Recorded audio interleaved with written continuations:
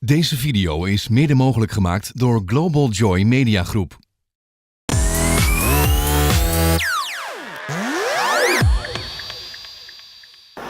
Next one might seem very controversial because we're just coming out of a recession. And I bet if your advertising is like anything we had in America, everybody led with price for the last year.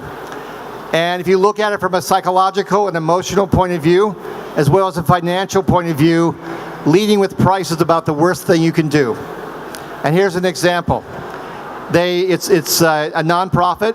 They had a campaign regarding hunger in Africa and asking people to donate. In one version in the top left, they had an emotional story highlighting a young girl's plight. On the right side, they showed a bunch of statistical data about hunger in Africa. And remember earlier I started with a slide that showed that an emotional-based campaign makes as much money as a hard sell campaign?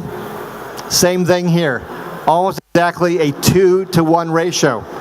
And when you thought you're being really brilliant and combining the two together, no, it doesn't actually work. You just blunt the emotional impact. You end up with a donation level that is not much better than just going with statistics. So we have gone over our database.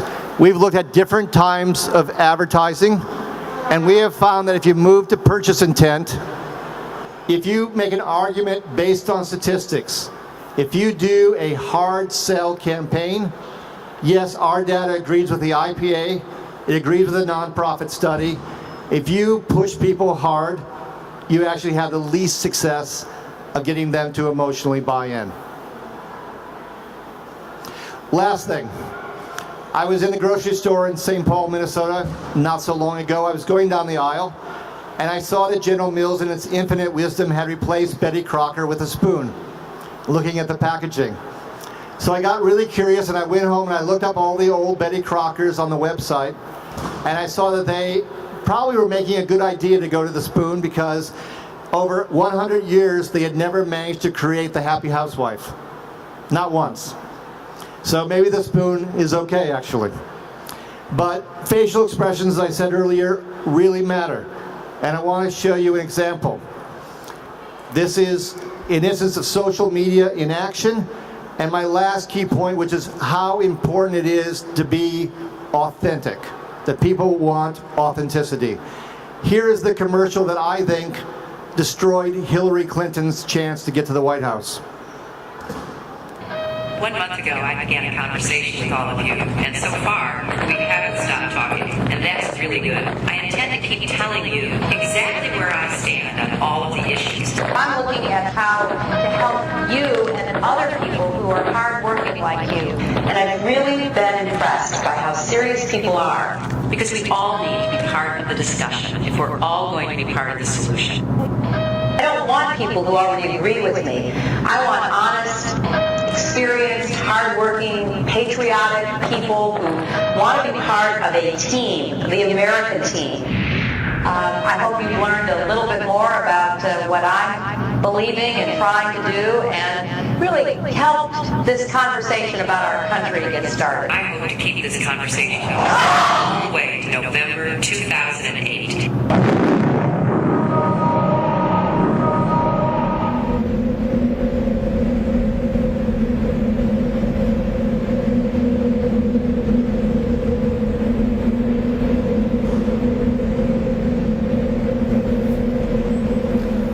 So that commercial was made by someone who, even to this day, is anonymous.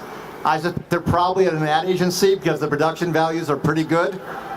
And obviously it's parodying the most famous commercial, probably in history, which is the Apple commercial making fun of IBM as Big Brother. And basically what this commercial is doing, Hillary Clinton is Big Sister. How effective was it?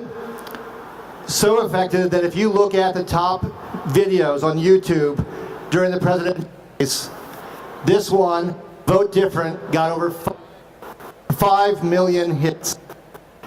Hillary Clinton only beat Obama by 1.5 million. In other words, this might have made the difference just by itself. So I was in the green room at Fox the morning after Obama beat Hillary Clinton, and who do I find is going to be on just before me? Karl Rove, the man who's sometimes been described George Bush's brain. That's assuming George Bush is a brain. That's a different story. Anyway, I asked Karl Rove, I said, did you expect Obama to beat Hillary Clinton? And he said, no, I had him at him at 20 to 1 odds. And I told Karl Rove I had Obama at 2 to 1 odds because Obama has a great true smile. Remember what I said about casting? It can make a 30% difference. Obama's true smile, Hillary Clinton, his big sister, big emotional difference between the two. I think it made the difference because she had the money, she had the organization, and if you're a big company, you might think because you have the money and the organization that you're all set. And I think everybody is vulnerable in a socially connected world. And if you don't take care of values and you don't take care of authenticity, and if you're not on emotion, you don't win elections and you don't win in the marketplace in the 21st century. So in summary, I think we've been talking for much of the business life about the 4 Ps. And what I want to suggest, besides getting a new mic, is this one working any better? Okay. Is that it's not enough to have the 4 traditional Ps. I think you have to have passion, you have to have a sense of purpose about your brand, and you have to have a personality that's a lot better than a spoon on a piece of packaging.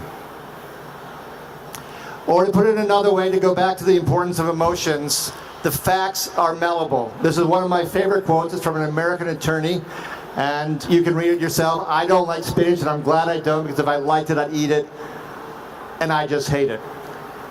People are not rational decision makers. It is time we stop marketing to them as if they were. So that's what I have to say, but we have about 10 minutes plus, and my favorite part of a conversation is in fact a conversation.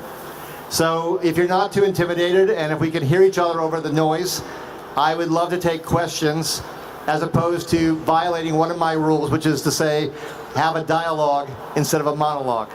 So does anybody have some questions for me? And I don't know whether we'll be able to hear each other, but we could try it. Anybody have some questions? Als er mensen zijn met een vraag, dan loop ik even. Do I understand it correctly that if you only have like positive advertising or positive communication, that you don't reach people in the right way? Because like the Dove video showed, it's really a negative one, but it's got effect. So how do you think about positive communication? How would it be emotionally connected? Okay, that is an excellent question, because I think a lot of times in corporate life the temptation is to play it very safe and just have positive emotions all the way through. And I think it's a huge error, because for one thing, if you don't make people feel the problem, then the solution isn't worth nearly as much money. That's the first thing. The second thing is any good piece of advertisement should do storytelling. And all the great movies, all the great books throughout the centuries have always had conflict. So if there is no conflict, if there's no roller coaster, if there's no up or down, there's no emotional momentum and excitement and tension to it. So you want to have that. And the third point is, yes, if I've got 7 emotions and 5 of them are negative, it's like asking Picasso to paint using only one color, yellow. And it's just not going to work. You need a spectrum to make the connection. So that is an excellent point. And I think a lot of advertising just tries to run on a very monochrome, neutral, positive dimension. And with all the clutter we have, no one's going to care. No one's going to notice. But it happens all the time. It happens all the time. It's a very good question.